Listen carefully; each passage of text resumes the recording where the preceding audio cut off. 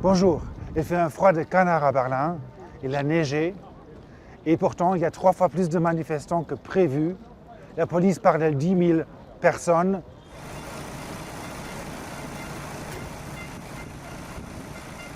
Et il y a eu 5 000 tracteurs et camions dans la ville qui ont bloqué bien des rues et qui ont fait un bruit énorme toute la nuit.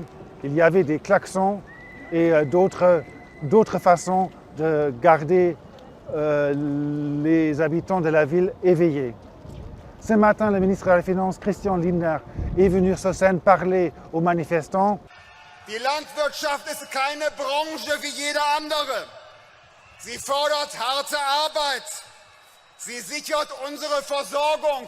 Le ministre de la Finanz, Christian Lindner, a défendu la taxe sur le gazole qui va être augmentée pour les fermiers. Et évidemment, cette défense montre aussi qu'il y a une discussion fondamentalement difficile.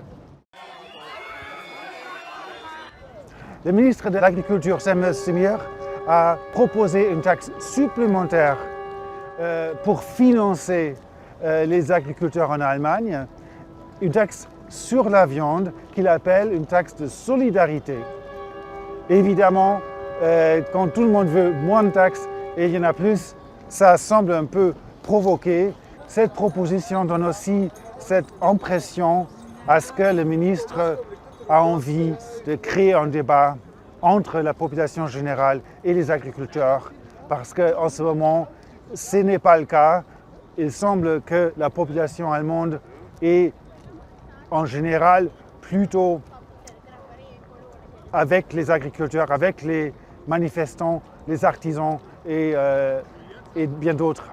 Chose intéressante, on parle maintenant aussi d'une manifestation des entrepreneurs. Ça montre bien que ce sont ces groupes-là qui, par la politique du gouvernement allemand et par la politique en général, sont les plus touchés. Et il y en a qui disent on n'a plus le choix, on n'a plus rien à perdre, on va rester ici jusqu'à ce que le gouvernement disparaisse. Robert Sibis pour Oval Media de Berlin.